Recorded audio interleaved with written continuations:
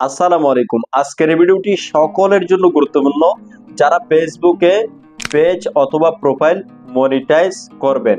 Basically আমরা যখন Facebook page profile monetize করতে যাই তখন কিন্তু অনেকগুলো ভুল করে ফেলি, কেন না এখানে লম্বা একটি প্রসেস রয়েছে।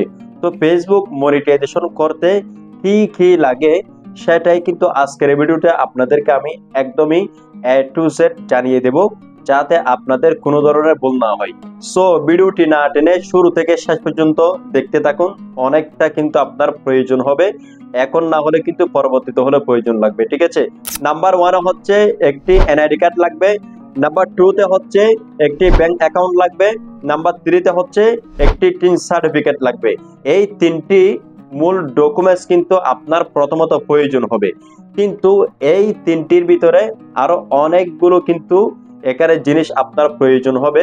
সাধারণত আমরা কোথায় ভুল করে থাকি, ছোট্ট ছোট্ট বিষয়ে আমরা কিন্তু যেই জিনিসগুলো সহজ সেগুলোতে কিন্তু বেশি ভুল করে থাকি, বা সেগুলো কিন্তু মনে থাকে না। এখন যদি আপনি মনিটাইজেশনের সময় যে কোনো একটা জিনিস এখান থেকে ভুল করে থাকেন, তাহলে কিন্তু আপনার মনিটাইজটা সরাসরি বাতিল হয়ে যাবে। এরকম কিন্তু অনেকেরই হয়ে গিয়েছে।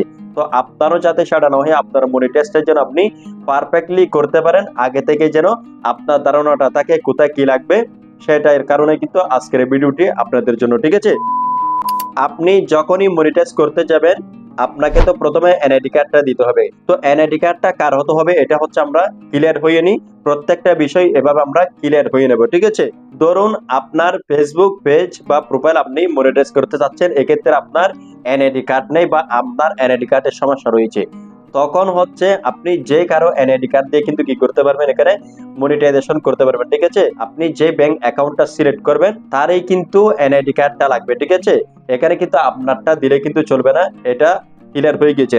তো দ্বিতীয় নাম্বার হচ্ছে ব্যাংক অ্যাকাউন্ট।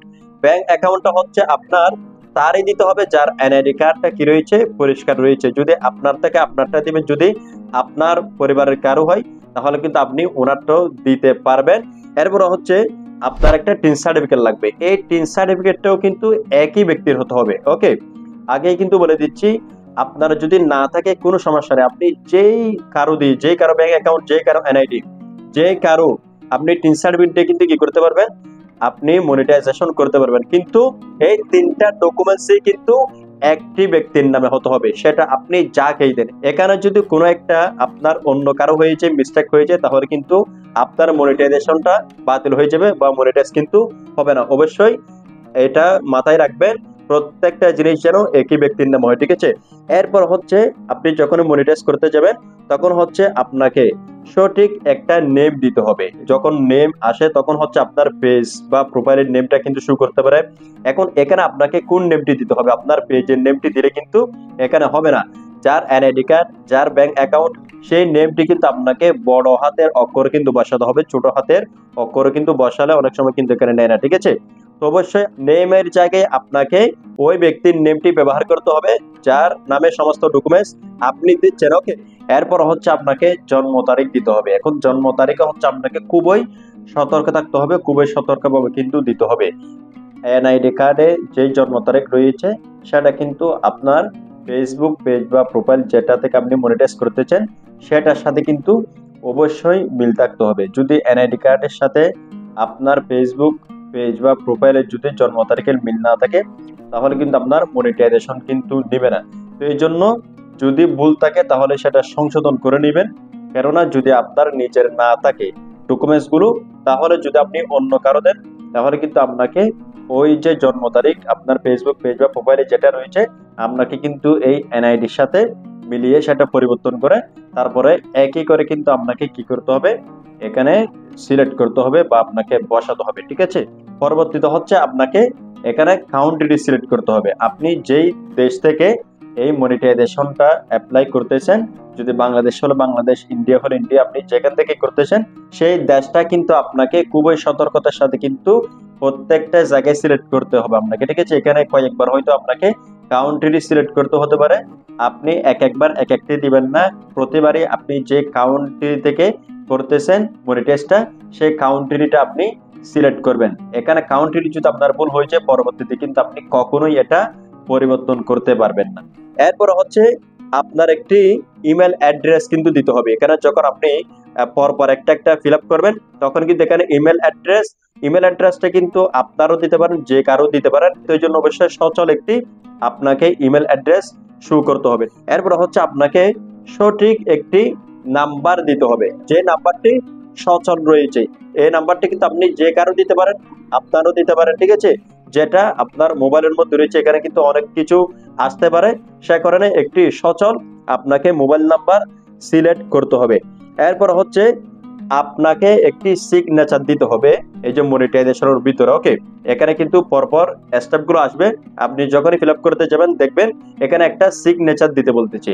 এই সিগনেচারটা হচ্ছে ওই যে ব্যাংক অ্যাকাউন্ট, এনআইডি কার্ড, টি সার্টিফিকেট এতক্ষণ পর্যন্ত যার নামে দিয়ে এসেছেন আপনি, তারই নামে হচ্ছে এখানে সিগনেচারটা দিবেন, এখানে যেন আবার আপনার নাম বসিয়ে না দেন, ঠিক আছে। এক কথায় সমস্ত ডকুমেন্টস এতক্ষণ পর্যন্ত যার নামে দিয়ে এসেছেন, সিগনেচারটাও কিন্তু আপনাকে তার নামে দিতে হবে। এরপর হচ্ছে আপনাকে একটি এখানে পোস্ট কোড কিন্তু বসাতে হবে। পোস্ট কোড হচ্ছে আপনার ইউনিয়নের যে ডাকঘরটি রয়েছে সেখানে একটা ওই কোডটা কিন্তু আপনাকে সঠিকভাবে দিতে হবে। এই কোডটা যেন ভুল না হয় বা অন্য কোনো পোস্ট কোডের যেন হয়ে না যায়, ঠিক আছে। তো এটা অবশ্যই আপনি ভালোভাবে দিয়ে দিবেন। এরপর হচ্ছে আপনাকে একটি ব্যাংক অ্যাকাউন্টের সুইফট কোড দিতে হবে। যে ব্যাংক অ্যাকাউন্ট আপনি অ্যাড করেছেন ওই ব্যাংক অ্যাকাউন্টের একটি সুইফট কোড দিতে হয়। ওই সুইফট কোডটি কিন্তু আপনি ব্যাংক অ্যাকাউন্টে গেলে কিন্তু পেয়ে যাবেন, ঠিক আছে। পরবর্তীতে রয়েছে অ্যাড্রেস, আপনাকে কিন্তু সঠিকভাবে আপনার পার্মানেন্ট অ্যাড্রেসটা কিন্তু এখানে দিতে হবে। তো অ্যাড্রেসটা কিন্তু আপনি বর্তমানে যেখানে রয়েছেন সেখানেও দিতে পারেন, অথবা আপনার এনআইডি কার্ডে যেই অ্যাড্রেস রয়েছে আপনি কিন্তু সেটাও ব্যবহার করতে পারেন, ঠিক আছে।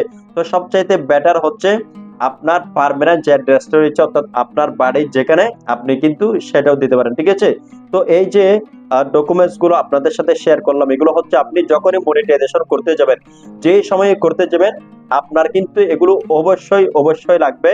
তিনটি মূল ডকুমেন্টস এর সাথে এগুলো কিন্তু আপনাকে প্রত্যেকটা পয়েন্টে ভুল না হয় মতে কিন্তু ফিল আপ করতে হবে। এখানে যদি আপনি যে কোনো একটা জায়গায় ভুল করেন তাহলে কিন্তু আপনার মনিটাইজেশনটি কিন্তু বাতিল হয়ে যাবে, পরবর্তীতে কিন্তু আপনি পরিবর্তন করার কিন্তু সুযোগ নাও পেতে পারেন। তো এই জন্য আপনি যে মনিটাইজ করতে যাবেন আপনার পেজ বা প্রোফাইলটি শখের, ঠিক আছে।